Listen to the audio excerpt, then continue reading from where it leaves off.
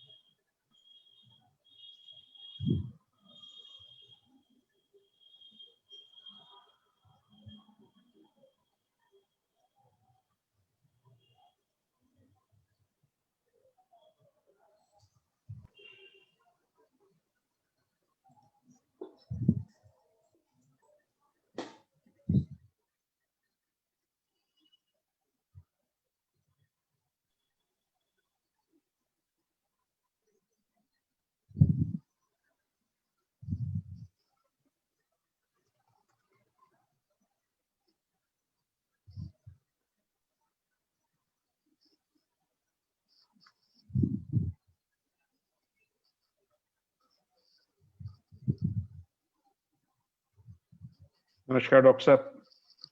नमस्कार राकेश जी। कैसे हैं, ठीक हैं आप? All good, yes, thank you.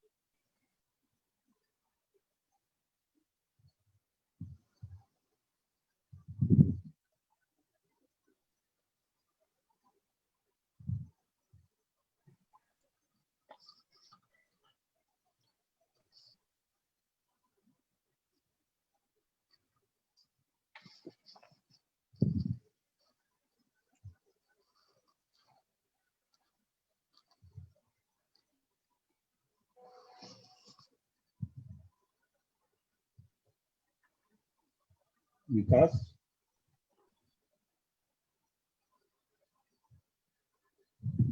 I think we can start with the father's address, and meanwhile people are joining in pretty fast. Now we have 24. Sanjeev, are you there?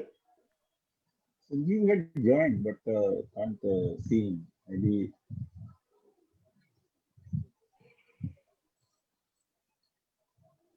7:05 will start, Manoj. Is that okay? okay. Yeah, sure. Each minute of Dr. Setia time is so precious for us. Well, I hope I don't get called up in the middle of the meeting, that's all. Yeah. Otherwise I can, yeah. That's good. That is something. We'll keep praying for that, doctor. Yes.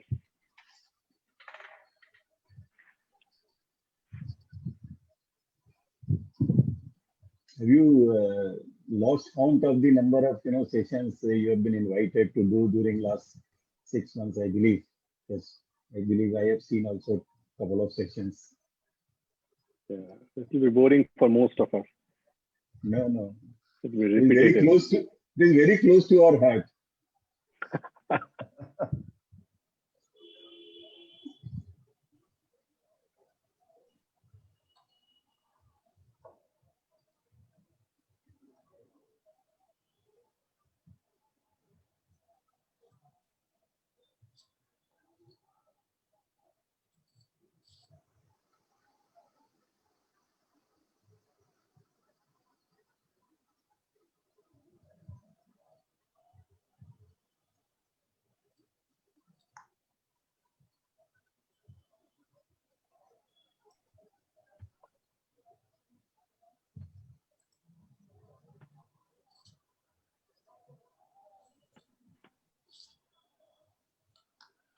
I think we start 7:05 dot.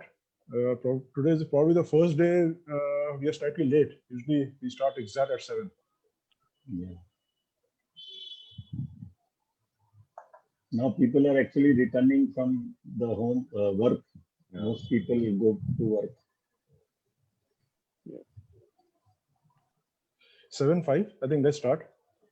Yeah. A warm welcome to the 14th edition of Knowledge and Ideas Exchange Series. We'll first hear the keynote address of Reverend Father Dominic Savio, President of St. Xavier's College, Calcutta Alumni Association, and the Principal of St. Xavier's College, Kolkata. Manoj, if you can kindly play the sure. keynote address. Thank you. Sure.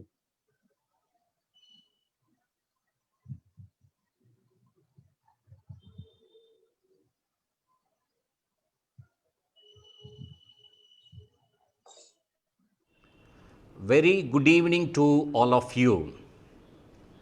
Distinguished Speaker Dr. Anjan Siotia, Mr. Sanjeev Konar, Honorary Secretary, St. Xavier's College, Calcutta Alumni Association, my dear friends, welcome to the 14th edition of Knowledge and Ideas Exchange Series, the flagship platform for informative and interactive exchange of ideas and visions. In this platform, we already had 14 distinguished speakers from various walks of life who have enthralled you all with their deliberations. And I am sure you all had some key takeaways from each of such sessions. The topic chosen for this knowledge and idea exchange series are very much contemporary and useful for us. So I would like to congratulate the team working on this for their hard work and dedication. Also, in a very special way, I would like to thank the members of St. Xavier's College, Calcutta Alumni Association for their selfless service to the society at large for last 35 years. Especially the efforts put out by the members of St. Xavier's College, Calcutta Alumni Association in the last 7 months or so are really exemplary in respect to its contemporary entities. From the first lockdown after COVID-19 pandemic outbreak, St. Xavier's College, Calcutta Alumni Association members across the world came forward towards the relief and rehabilitation initiatives of some thousands of families with ration and food packets distributed, some thousands of PPE and sanitization kits to doctors and health workers, facilitate and handhold the homecoming of hundreds of migrant workers and jobless laborers. Since the Amphan landfall was an additional debacle from May 2020, I am really happy to see the alumni coming together and sending relief materials continuously to the Amphan victims spread over 5 districts of West Bengal, especially at Kagdip, Namkhana stretch. St. Xavier's College, Calcutta Alumni Association has set up an example and is now the trendsetter for similar alumni associations of other institutions across the world. We call our alumni as men and women for others, as they render their services straight from the heart. So I spoke my heart out to thank all of them in a special way. So it is the heartfelt gratitude which binds us together. And we are determined to keep our heart moving in the right direction always. So today we have someone with us who is going to give us the tips and advice as to how we can keep our heart healthy, help us to prevent heart attacks and other heart ailments. So I formally introduce Dr. Anjan Siotia, leading consultant, interventional cardiologist and cardiac device specialist in this part of the world, who is going to guide us to combat such emergency situations tactfully. We all know that the coronary artery disease is considered as a very common ailment in India, with about 10 million cases are reported every year in the country. For anyone above the age of 19 and especially above 41, this disease is very common and vulnerable. As in a very common term, we understand that coronary artery disease or heart attack is caused by the plaque buildup in the wall of the coronary arteries that supply blood to the heart, and this plaque consists of cholesterol deposits inside of the arteries which narrows over time. I hope Dr. Siotia will help us to provide a deeper understanding of this ailment and take necessary precautions. With this, I would like to welcome Dr. Siotia once again and request him to take over the proceedings. I thank him from the bottom of my heart for accepting the invitation, and I am sure this is going to be a thought-provoking session for all of us. Once again, thank you very much and wish you all the best. May God bless you. Thank you, Reverend Father. Fir bhi dil hai Hindustani, a British national working on and in the hearts of Indians, the senior consultant interventional cardiologist at B.M. Birla Heart Research Center, a remarkable student with a history of all first attempt successes, starting from Medical College, Calcutta to UK and US, a huge procedural and clinical experience, author of more than 30 publications, done presentations all across the globe, credited with many researches and audits, teaching experiences at Calcutta, Sheffield and Rotterdam, and management experience. His CV must be an envy of most medical doctors. May I present to you MBBS India, MRCP UK, MD UK, CCTS USA, CCT in Cardiology UK, Dr. Anjan Siotia. Over to you, Doctor. Thank you very much. Thank you so much for having me, giving me this platform and inviting me to talk to St. Xavier's Student Association. So topic of today's discussion is heart attack. What is heart attack and how to prevent heart attack? So if I could share my PowerPoint presentation, just a second. Can everybody see it? Yes. Yeah, yes, sir. Yes.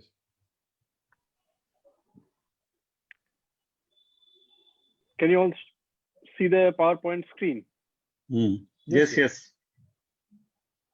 Okay. So the topic of the discussion today is all you need to know about heart attacks and how to prevent it. Okay. So these, I would say, are the objectives of my talk today: to understand what a heart attack is, first of all, to understand the difference between heart attack, heart failure, and cardiac arrest. Because I've seen in India, people are confused about what cardiac arrest is, what heart failure is, what heart attack is. And sometimes people use these terminology interchangeably, which is not correct. So I'll briefly point out what these things are. But most of my talk would be about how to prevent heart attack. And if you want to prevent heart attack, you need to know what the risk factors for heart attacks are, and we'll talk about that. So risk factors for heart attack, and then how you can reduce your own risk of having a heart attack. But before I start talking about heart attack and heart attack prevention, I would like to show you some interesting slides, if I may. So I'll start off with this one. I mean, no guesses for, no prizes for guessing what this is or which city this is. Most of you will probably get it. This is Las Vegas. Okay. And you all may be wondering why I am showing a picture of Las Vegas when the talk is about heart attack. And the reason I'm doing this for this casino, for the nightlife, for the lights, for the fun. But Las Vegas is also famous for something very interesting from a cardiac point of view. and that is that Las Vegas has the most unhealthy restaurant in the world. And this is what it's called. It's called the Heart Attack Grill. This is the name of a restaurant in Las Vegas. Okay? This is not a joke. This is a real restaurant in Las Vegas, and it is called Heart Attack Grill. So you must be wondering why it's called Heart Attack Grill. This is what the restaurant looks like. Okay? And you may notice something here. The ambulance. Yes. So this ambulance here, just outside the restaurant, because a few people have had a heart attack while eating there. So they take all precautions. They have kept an ambulance just in case. And this is the menu of that restaurant, the Heart Attack Grill. And another very interesting punchline that they have: taste worth dying for, literally. And look at what they are calling their burgers: single bypass burger, double bypass burger, triple bypass, quadruple bypass, like that. And this is what it looks like, the burgers: single, double, triple, and quadruple.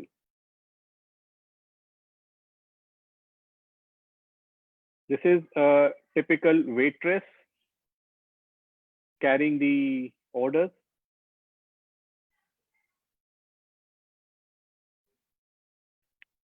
And this is a scene from the restaurant: the manager and the waitress serving a customer.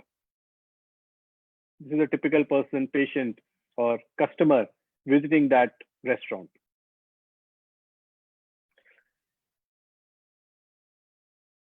On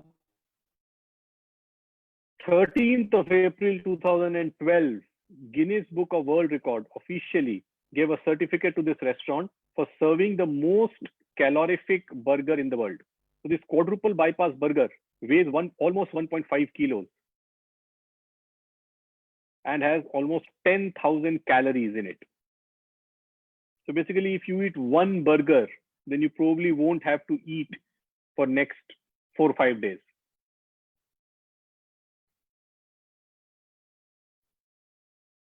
And if anybody is interested to know what goes inside the burger, this is what it is.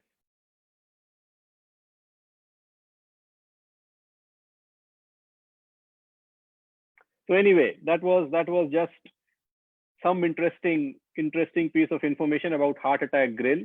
We in India don't have any such restaurants. We are lucky or unlucky, I don't know. But still in India, the risk of heart attack is higher than probably in Las Vegas. So anyway, let's come back to our talk about heart attack. So the first thing is, what exactly is a heart attack?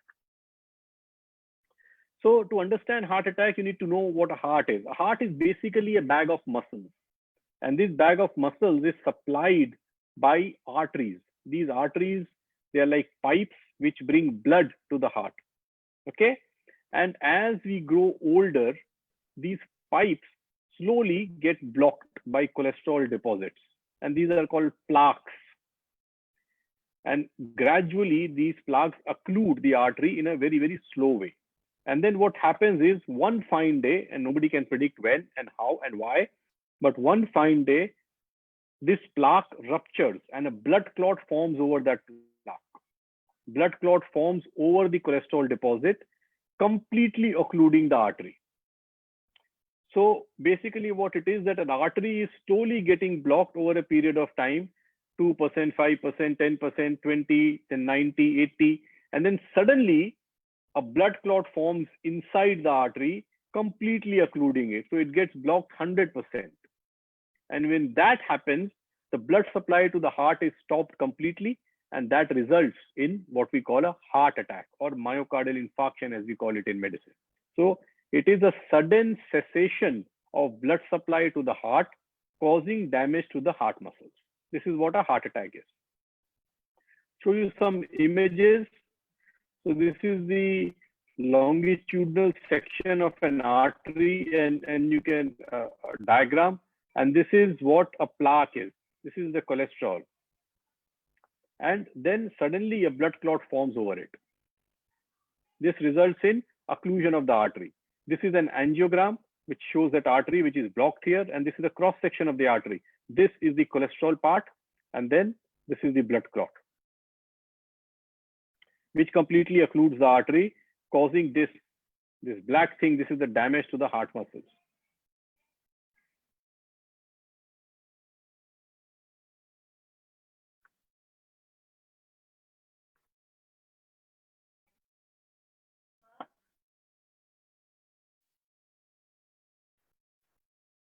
This is what a normal artery looks like. This is beginning of the cholesterol formation in the artery. So a little bit of cholesterol is getting deposited. Over a period of time, over a period of decades, it usually happens over a period of decades. You can see the plaque has this yellow thing is the cholesterol deposition, narrowing the inside of the artery. And then suddenly a blood clot forms here. And this blood clot completely blocks the artery, causing a heart attack.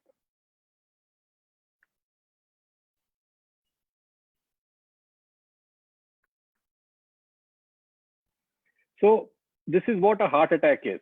Now, sometimes in India, I have seen people use different terminology for different things and they get confused.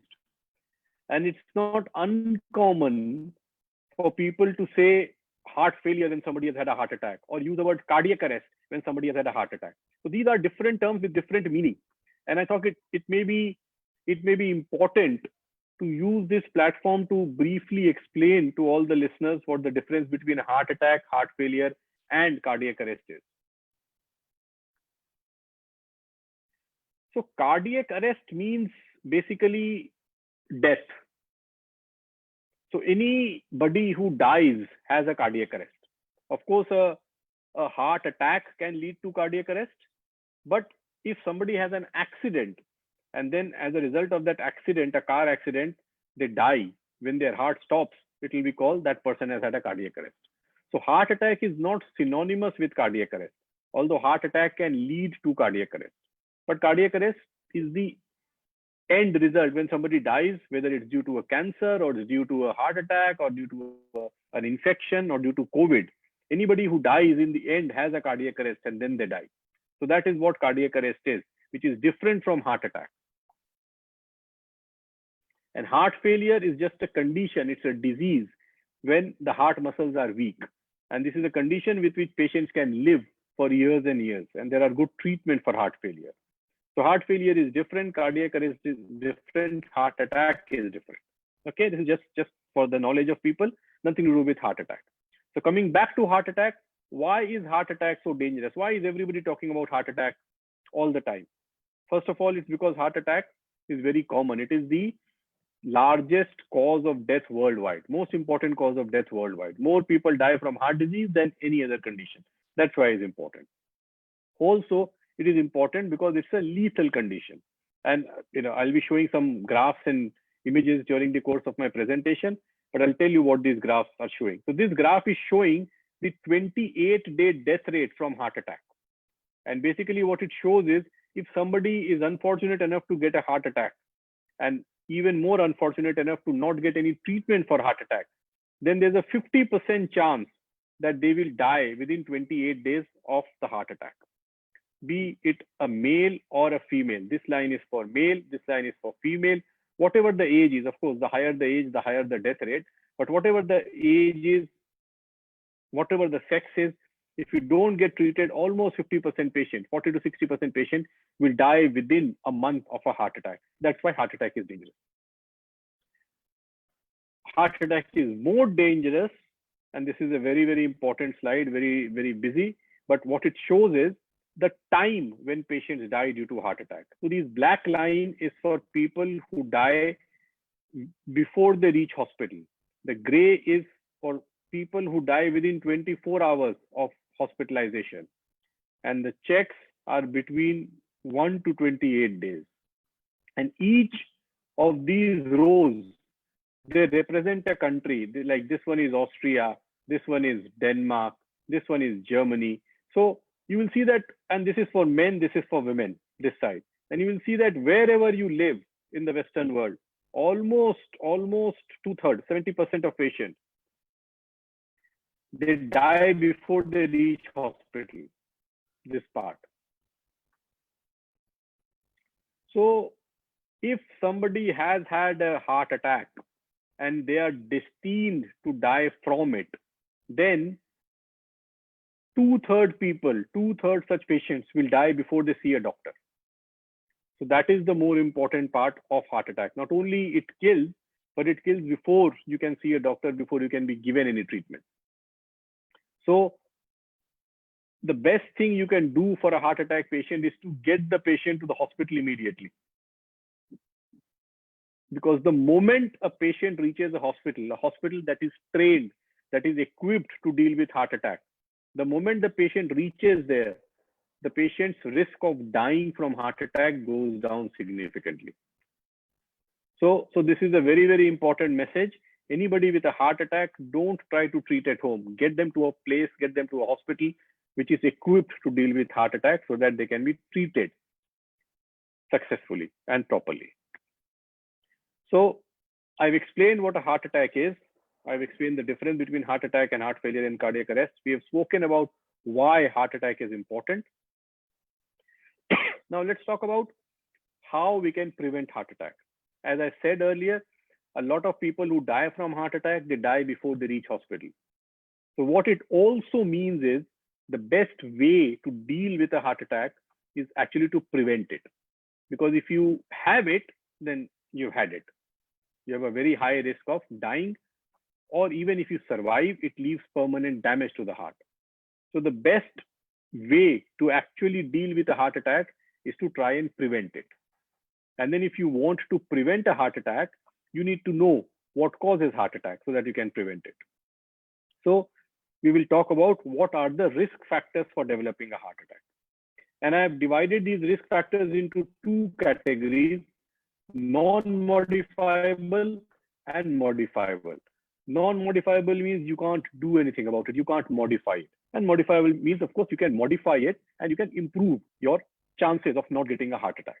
So the non-modifiable ones are age, gender, family history, and ethnicity. And the modifiable ones are smoking, high cholesterol, high blood pressure, diabetes, alcohol, lack of exercise, obesity, and stress. So let us talk about each and every risk factor individually and see how it affects us. So age, I mean, all of you probably know this, the older we are, the higher the risk. So as we grow older, our risk of having a heart attack is higher. So a 30-year-old has a higher risk than a 20-year-old, and a 50 has a higher risk than a 30-year-old. And an 80-year-old will have a higher risk than a 60-year-old. So as we grow older, our risk is higher. But yes, the risk increases significantly after 40 years of age. So after 40, you must look after your heart, your health, more than you did in the past. Gender, yes, there is a gender difference between the risk of heart attack. So females are at a lower risk of getting heart attack compared to men. So female hormones have a protective effect on their heart and their risk is lower. Or to put it the other way around, men have a higher risk than women of having a heart attack, almost twice. And this is some data. The red lines are the risk of men. The black lines is the risk of women in various countries, like starting from Ukraine, Russia, all the way down to France and Japan. So it also tells you what the risk in Japan is compared to Ukraine. Ukraine has a much higher risk of heart attack compared to Japan, France, and Italy. But wherever you go, whichever country, you will see the red lines are almost 2 times that of the black line, this line. So if you look at Slovenia, red is here, black is here or here. So men have a double risk compared to women of having a heart attack. So I believe most of the St. Xavier's alumni, ex-students, they are men, at least that's what I can see on Zoom. So you have a higher risk compared to the fairer sex. Next is family history, another non-modifiable risk factor. If you have a family history of heart disease, your risk is higher. So somebody without a family history, their risk is lower. If you have somebody in your family, parents, brother, sister with a heart attack, your risk is higher. And finally, again, it doesn't matter. All of us are of Indian origin, I think. Indians are at a higher risk to die from heart disease compared to Caucasian people, compared to British people.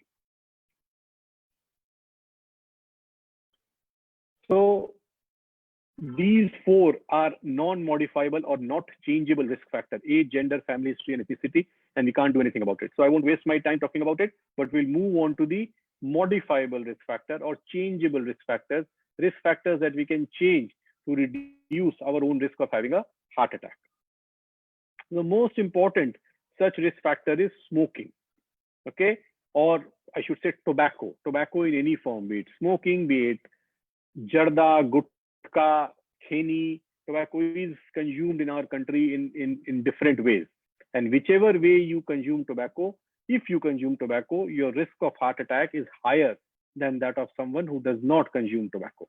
When it comes to smoking, if you smoke 10 cigarettes a day, then your risk is 2 to 3 times.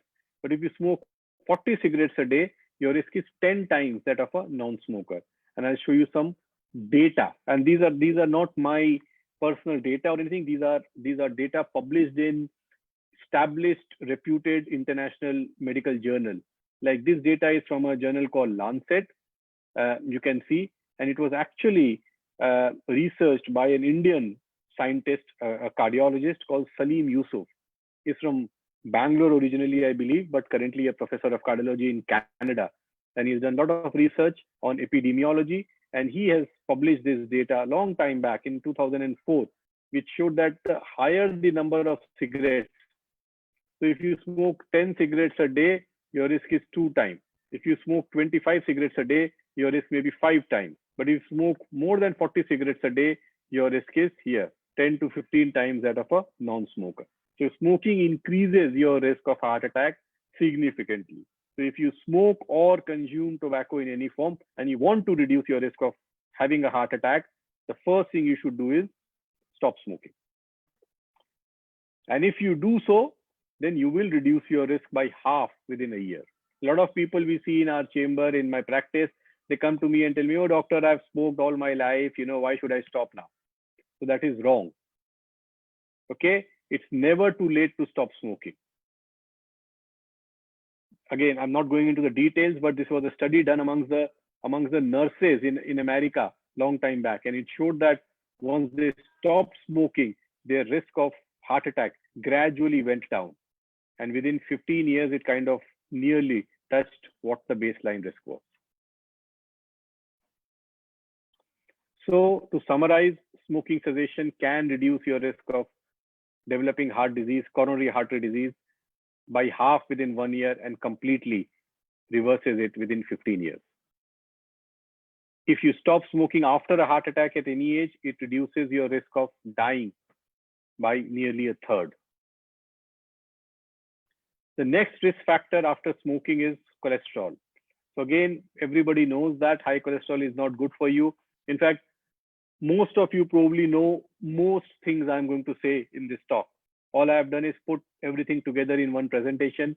But I think in this day and age, all of you know these things, that cholesterol is bad, smoking is bad, diabetes is bad, blood pressure is bad. And this is what I'm going to tell you. So high cholesterol is bad.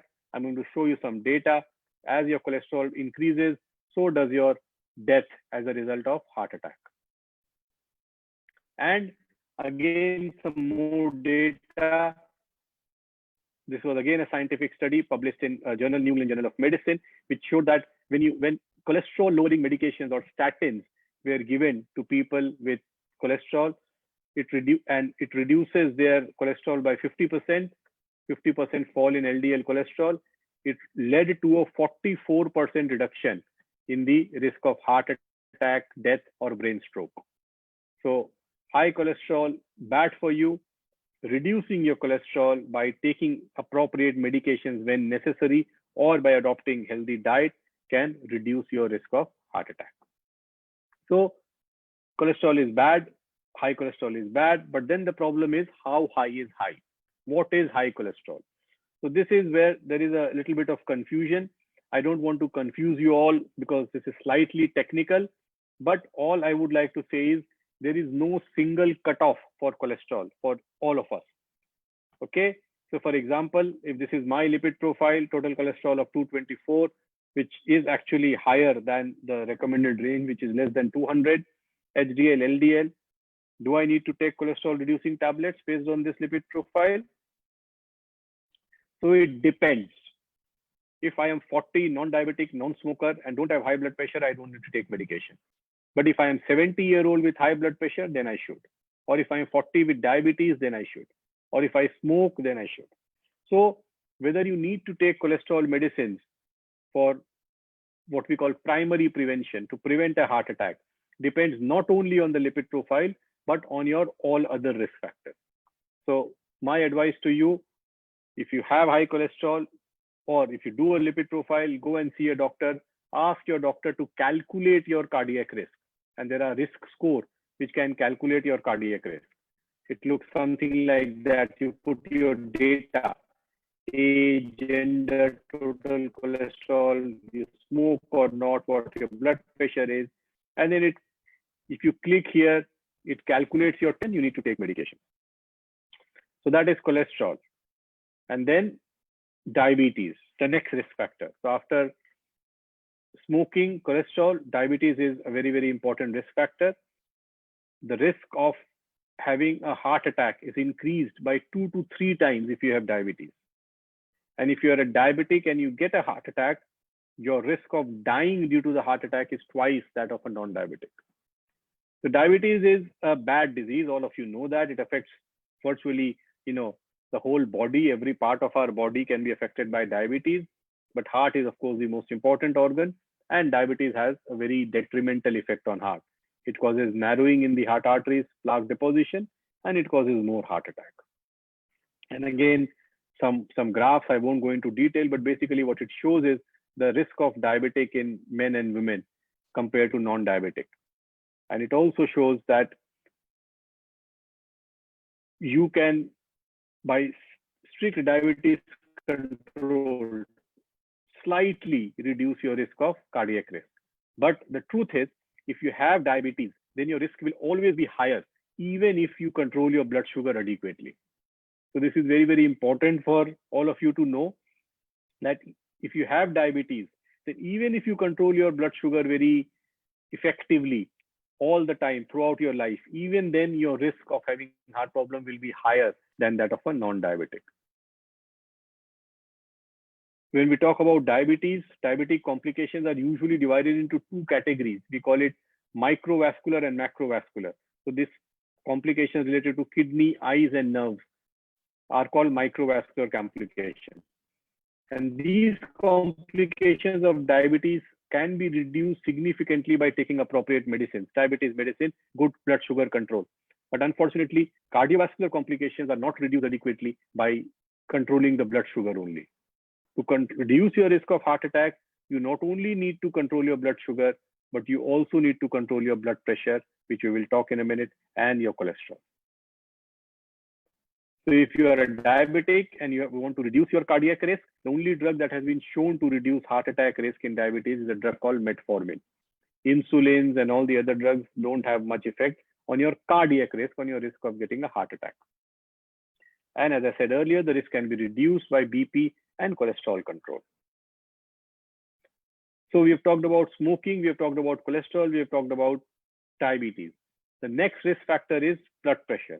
Again, probably one of the most common diseases worldwide, high blood pressure. It's called the silent killer because it does not cause any symptom. People with high blood pressure do not have any symptoms. Okay, it's just detected when you check somebody's blood pressure. And when we as doctors, we talk about high blood pressure, we say the rule of halves. The rule of halves means half of world's high blood pressure patients are undiagnosed. So if let's say there are 100 people with high blood pressure, out of these 150 will never get a diagnosis of high blood pressure. So they don't have blood pressure checked, so they don't even know they have high blood pressure. Of the 50 who have high blood pressure who are diagnosed, only half take medication. So half are treated. So only 25 will end up taking medication. And of the 25 who take medication, only half will have good blood pressure control. So only 12.5 out of those 25, or 13 patients out of 25 will have BP controlled. So if 100 patients on the planet have high pressure, only 12 to 13% will have their blood pressure under control on medication. The other 88% do not have BP control. So high blood pressure is bad. High blood pressure is bad for your heart, for your brain, and you need to control it. You need to get your blood pressure checked frequently and make sure it is less than 140/90. If you are more than 65 years of age, it should be less than 150/90. Having said that, nowadays the definition of blood pressure is also changing, and the Americans are promoting an even low blood pressure threshold of 130/80 or 130/85. But I was mainly trained in England, and I still follow what the British do. So I follow 140/90. Next risk factor is alcohol. So alcohol is, slightly confusing. It's not actually a risk factor for heart attack, but I think it's important to talk about alcohol when we are talking about heart attack, because a lot of people have a lot of misconceptions about it. The question is alcohol good for your heart or is it bad for your heart? The answer to that is it depends. There are scientific studies that have shown that a moderate amount of alcohol consumption, 2 small drinks a day, can actually reduce your risk of heart attack if you do it on a regular basis. But the problem is a lot of people do not or cannot restrict to this threshold. And if you drink too much of alcohol, then it is harmful. It is harmful to the heart. It can cause weakness of heart muscle. And I must also add that any amount of regular drinking has detrimental effect on your brain as well as on your liver. So I do not advocate the use of alcohol to reduce your risk of heart attack. But if somebody is already drinking, then I advise caution. I advise moderation so that you benefit from it without damaging your body. Then we come to exercise. All of you know this already. Exercise is good. Any exercise is good, whatever form of exercise you like. Going to the gym, playing a sport, swimming, walking, running. As far as the heart is concerned, it has been shown in multiple studies that half an hour of brisk walk, at least 5 days a week, is as good as anything. And if you do that, it reduces your risk of heart attack by 50%. So heart disease can be reduced by drinking moderately and exercising regularly. Next, one of the most common problem faced by people all over the world is obesity. And obesity is a very, very important risk factor for heart, because obesity leads to high blood pressure, it leads to diabetes, high cholesterol, and it also increases your risk of having a heart attack. Obesity is defined as an abnormal accumulation of body fat, usually 20% more than anybody's ideal body weight. So then the question is, what is an ideal body weight? So if you want to know your ideal body weight, you can Google it, a formula called BMI, body mass index. And your BMI is your weight divided by your height squared. So there are calculators on internet, you can actually do it. Weight by height in meters.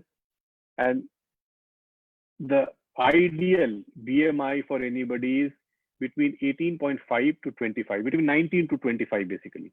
So if your BMI is less than 19, you are underweight. If it's more than 25, you are overweight. If your BMI is more than 30, then that means you are obese. So what causes obesity? There are certain predisposing factors like genetic factors. Some people have a family tendency. Females are slightly more predisposed. There are psychological factors. Some people have certain psychological illnesses and then they tend to eat more than they need to. Socioeconomic class is very important. In India, the poor people don't have money, so they are not obese. It's the privileged people who are obese. But in the Western world, actually, it is the opposite. Everybody has enough to eat. But the rich and the educated one, because they are educated or they are rich or for whatever reason, the people from the upper socioeconomic class, they tend to look after their body more or better than people from the lower socioeconomic class.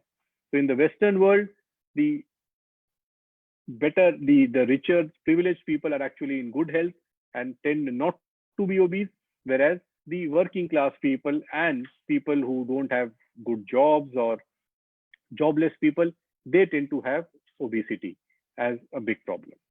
Alcohol, yes, alcoholism lead to obesity, and so does some drugs. But at the end of the day, what causes obesity is if you eat more than you need to eat.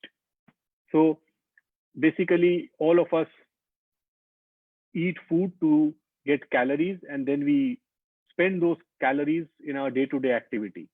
And if the calories we are consuming is more than the calories we are spending, then that calorie tend to stay in our body, and that leads to obesity. Now, I'll just give you an example of how easy it is to put on weight. If you consume an extra 100 calorie every day, just 100 extra calorie every day, then you will consume 36,500 calories extra in a year, which will lead to 6 kg of weight gain in 1 year. And this is if you consume extra 100 calorie per day. And how much is 100 calorie? 100 calorie is this, one banana. So one banana is actually equal to 100 calories. So it's not all of these together, any of these. One slice of cheese is 100 calorie, or 1 tablespoonful of butter is 100 calories. So if after having your dinner or whatever, you all have 1 slice of cheese extra every day for a year, you are likely to put on 6 kg of weight in a year. So that's how easy it is to put on weight. So then the question is, how much calories do we consume? How much is too much?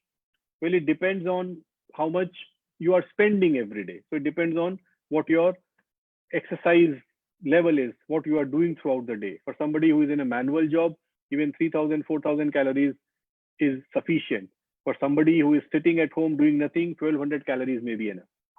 But the problem is most of us don't have an idea of how much calories are there in the food that we eat. And I'll give you an example, my own example. I didn't know how much a lunch at McDonald's is worth in terms of calories. And I was shocked to find out that 1 Big Mac burger in England, 1 small fries, and one milkshake together is about 1,220 calories. So a lot of people go to McDonald's for a meal, and they have that, a burger, a fries, and a shake. And that is 1,220 calories, which is huge. It's probably, the daily calorie requirement for a lot of people. Now, if you want to spend these 1,220 calories or 1,200 calories, what will you have to do to spend those calories? You have to run for 20 kilometers. So this consuming 1,200 calories is not very difficult. You can do that in half an hour sitting in McDonald's. But if you have to spend that money, spend that calorie, then you have to run for 3 to 4 hours for 20 kilometers, and then only you can burn those 1,200 calories. So it's very, very, very easy to consume food, but very difficult to burn these calories. So if somebody is obese, I advise a slow targeted weight loss. Aim for 10% of your body weight at the rate of maybe 2 kg per month, and make sure after 6 months or so, you maintain that body weight, because it is difficult to lose weight, but it's more difficult to maintain that. Most people, when they're motivated, they do manage to lose weight in 6 months, but then after that, they tend to put all that back on in the next 6 months. So maintenance is very, very important. Drugs for weight reduction are not effective, and they have lots and lots of side effects. Surgery is to be considered only as a last resort when everything else fails. So as far as obesity is concerned, my advice is eat healthy and exercise regularly. So the last risk factor, while we come to the kind of nearly the end of my talk, is probably one of the most important problem that is facing all of us all over the world, which is stress. So stress increases the risk of developing blockages in the heart artery. It increases the risk of plaques forming inside the heart artery. It also increases the risk of heart attack by causing these plaques to rupture and a blood clot to form. I don't have a magic formula to manage stress. I think a lot of gurus, yogis, they have, they can probably teach you better on how to manage stress. But these are a few advice from cardiologists. So first is eat healthy. So it has been shown that people who eat junk food are more prone to get stressed. People who eat healthy food, lots of fruits and vegetables, they are less likely to be stressed. So food has a lot to, on your stress level. It can make you happy. Next is exercise. Regular exercise is very, very important, because when we exercise, certain chemicals called endorphins are released into the body. And these endorphins are called happy hormones. They make you happy. So exercising reduces stress. So exercise regularly. Next is smoking. So stop smoking. A lot of people say that they smoke because they are stressed. But the truth is, smoking actually leads to more stress subsequently. It does not reduce the stress. So stop smoking. Next is relax every day. So all of us, we are in a job or business or whatever, we work in the day, and then we come home. And a lot of us, I am not an exception, to be honest, we have to kind of continue thinking about the day and the day we've had and the day we are going to have tomorrow, the work, the things that we need to do. And it does lead to a lot of stress. So it is very, very important to relax every day in the evening once you come back home from work. And you can relax whichever way you want to relax, by listening to music, by watching some TV, by doing yoga, by playing with your kids, anything, by in Bengal, it's, adda with friends, whatever. So you must try and relax every day, forget work, forget the worries, and let things be. And that is very beneficial to reduce your stress. Next is reduce the causes of stress. Easier said than done. Sometimes it's not very easy, but try and do that. Set realistic goals and expectations in life. Not all of us can be Shah Rukh Khan or Virat Kohli. So have realistic goals, and then you will probably not get disillusioned and stress. Last but not the least, at your workplace, learn to say no. You may get sacked, but at least you won't have a heart attack. So to summarize, one needs to control the modifiable risk factor to reduce the cardiac risk by stopping smoking or tobacco in any form, cholesterol lowering by diet controlled or medications if required, diabetes management, regular blood pressure measurement, and BP control if required, alcohol in moderation, stress management, maintaining an ideal body weight. And if you do these things, you can reduce your risk of heart attack significantly. So this is again one of the very important graphs that I'm going to show you. Again, data by the same Dr. Salim Yusuf, published in Lancet, which show that all these risk factors, and I will magnify this left-sided, this graph here, that this is smoking. If smoking increases your risk of heart attack by 2 to 3%. Diabetes increases your risk of heart attack by 2%. High blood pressure increases the risk by 2%. High cholesterol increases by 2 to 3%. But if you have 1, 2, and 3, smoking, diabetes, and high pressure, your risk increases by 16%. If you have high cholesterol as well, it increases by 32%. If you are obese, 64%. So these risk factors here, they are not additive. They don't add, they multiply. And if you have all the risk factors, then your risk of having a heart attack increases by 500 times compared to someone without any risk factor. So to conclude, risk factors for heart are well defined in medical literature and are well known to people at large. I'm sure most of you knew most of the things I've told you. All of you know that diabetes is bad, cholesterol is bad, pressure is bad, stress is bad, smoking is bad. So I've not told you anything new, but many of these risk factors are modifiable. You can change it, you can modify it, and by adopting a healthy lifestyle and by using drugs as and when needed, you can reduce your risk of having a heart attack. Thank you very much. Thank you so much, Dr. Saab. And, I believe that you are one of the very good musicians. You have a band with your friends, and that is how perhaps you No, relax. that's So- not correct. Lot of rumors are circulated about me. Okay. I am not a musician. I am not a singer. I don't have a Okay. band. Sorry. I would love Great. to. I would love Okay. to sing. I would love to have a band, but that's not true. I don't. Okay, good. One myth dispelled early. One myth dispelled. Yes. So few questions were already there before the chat. Like one is how often the cardiac markers after say age of 40 one should go for a self checkup, and what are the tests one should do and how frequently? So what do you mean by cardiac markers? It's like the lipid profile or the TMT or whatever. Yeah. So lipid profile, I think it's good to check it once a year. You should check your blood sugar and your lipid profile once a year.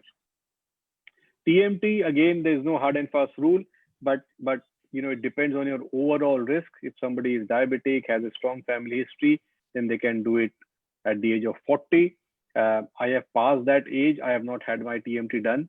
So I will not say that everybody should get a TMT at 40. If you do it, there's no harm in it. If it's normal, you can maybe rest for next 5 years.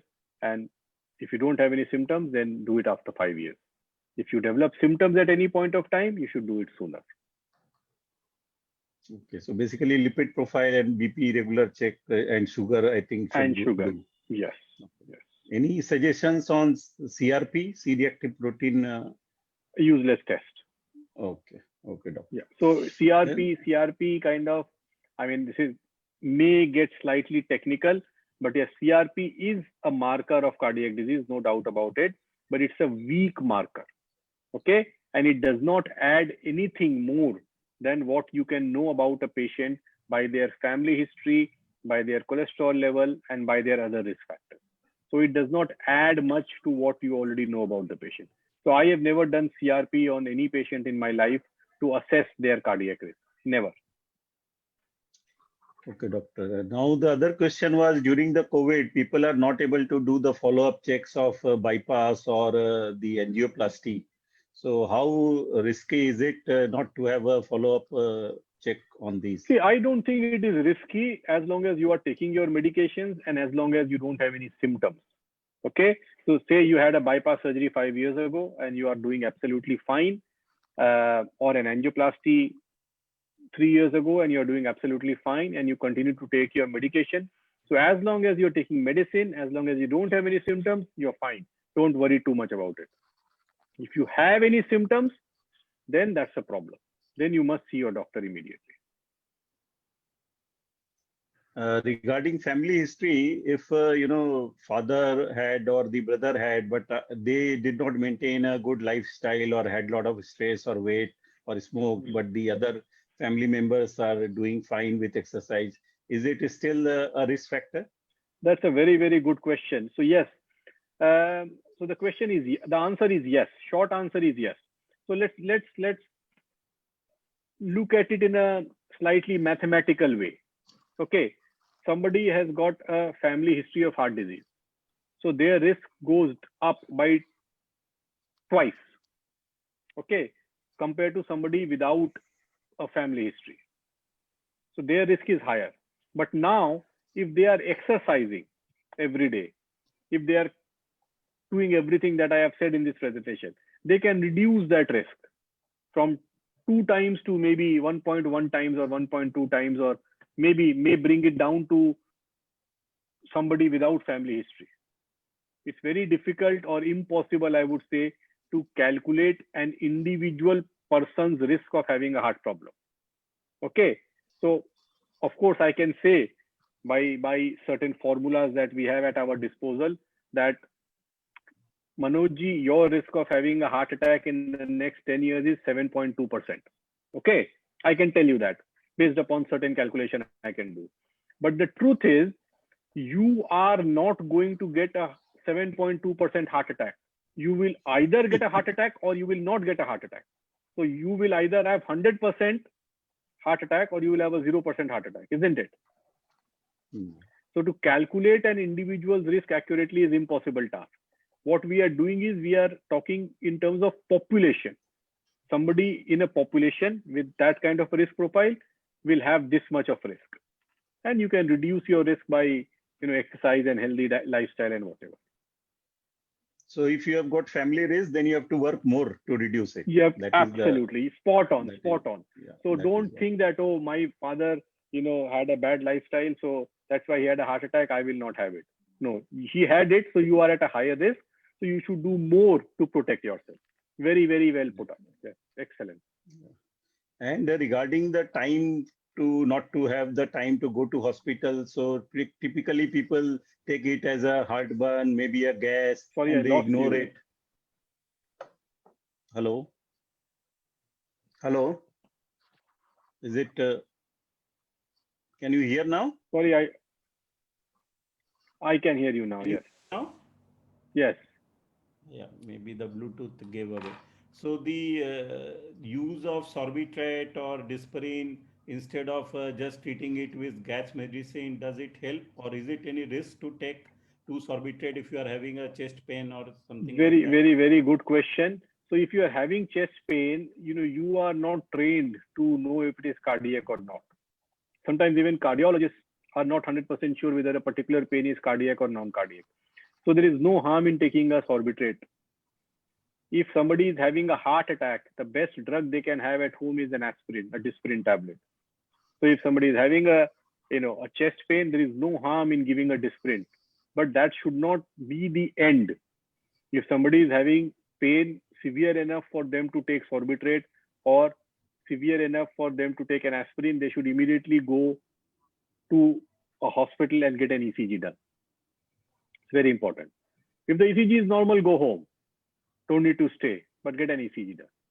So one Dispirin should be good enough, maybe, if it relieves If the it is pain. if it is a heart attack, a Dispirin tablet will significantly reduce the risk of dying from it. Yeah. It will not give you 100% protection, but it will help. A Sorbitrate will not reduce your risk of dying from the heart attack, but it may ease the pain of heart attack. So you talked about the BMI. So is the waist more important or the weight? Because there are people with about 90. Yeah, so there are different theories. These days, some people say that the waist is more important than weight, but BMI is an easily calculable thing that anybody can calculate for themselves. And it does give a very good idea about their body weight and their, cardiac risk and obesity and all that. Okay, now we come to some questions in chat. Is bradycardia a serious issue? Should it be treated? What? Bradycardia? Did you mean bradycardia? Yeah, perhaps, yeah. So yeah, bradycardia is a very broad term. Okay. If somebody has a heart rate, a normal heart rate is between 60 to 100. So if somebody has a heart rate of 58, then that is technically bradycardia. And that is probably harmless. You don't need to do anything. But there are other causes of bradycardia which can be very dangerous and for which a pacemaker implantation may be needed. But a large number of time, it may not need any treatment. Very fit athletes, they have bradycardia. So for example, Bjorn Borg, the famous tennis player, he was supposed to, have a resting heart rate in the mid 30s because he was so fit. That's normal. So is the high intensity exercise a better way to, rather than normal walking, if somebody does a high intensity exercise? Yes, any exercise is good as long as we do it. Problem is we only talk about it. We don't do it most of the time. Whatever exercise you want to do, it's good. Okay. As I said earlier, as a bare minimum, half an hour of brisk walk, 5 days a week will reduce your risk of heart attack by 50%. Now, if you do more, your heart attack risk may not go down much, but you will be fitter. So in the times of stay at home, you suggest yoga or a free hand exercise at home because people can't go out much for the walk. Anything. Why can't people go out? Who is stopping people to go out? Corona is here, okay, but walking on the street, you know, that it does not cause corona. You don't get corona because of that. In fact, I'll tell you something. In England, even at the peak of the corona crisis there, when there was a complete lockdown in the entire country, the British government still allowed every citizen to get out of their homes once a day for a walk so that they can get some exercise. So everybody was allowed to go out of their homes once for a walk so that they could get exercise. And the thinking was that when you are walking on the street, then even if you see people around you, I mean, there won't be very many people anyway, you pass somebody while walking, these so-called fleeting encounters with strangers, it does not spread corona. The problem is, in India, we don't go out for brisk walks. We go out for, an adda with the friend to Victoria Maidan in the morning. And that includes sitting with them, chatting with them, exchanging your coronavirus. So that is bad. And Single person walking. And then going to the tea stall to have tea and samosa. Absolutely, absolutely. That goes without saying. No, just 8 or 5. I suggest 1 or 2 questions only. Otherwise, people will not leave Dr. Saab.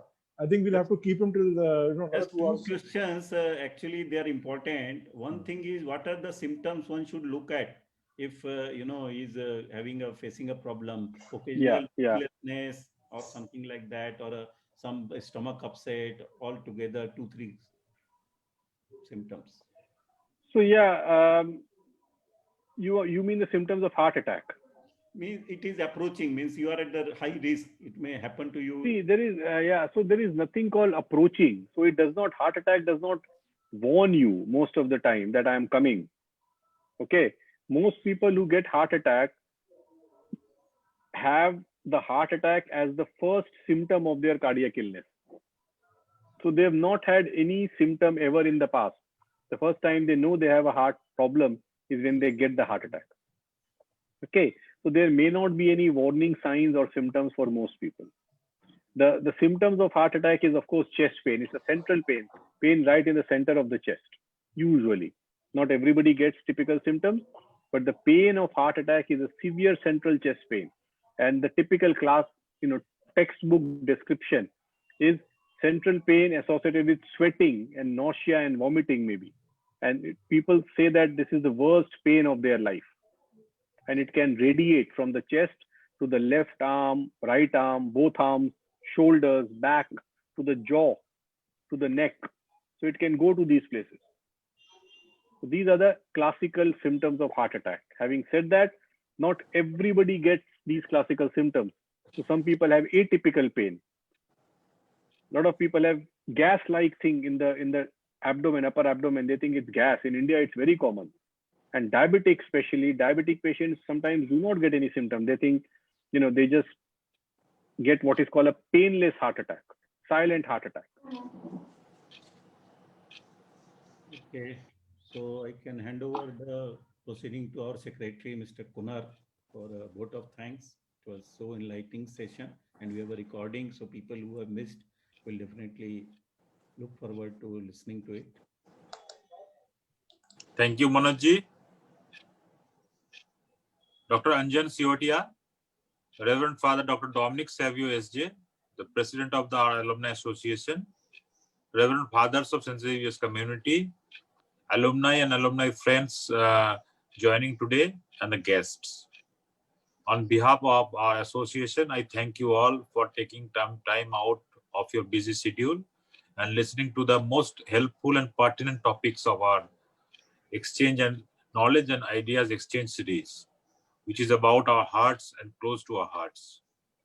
In a very special way, I am thankful to Dr. Siotia for today's very stimulating session. I also take this opportunity to thank Reverend Father Dr. Dominic Savio for always encouraging us in such informative and networking sessions. Once again, thank you all. Nihil Ultra. Thank you. We close the meeting. Thanks, Doctor. Thank you. Thank you so much for having me. Thank you very much, Dr.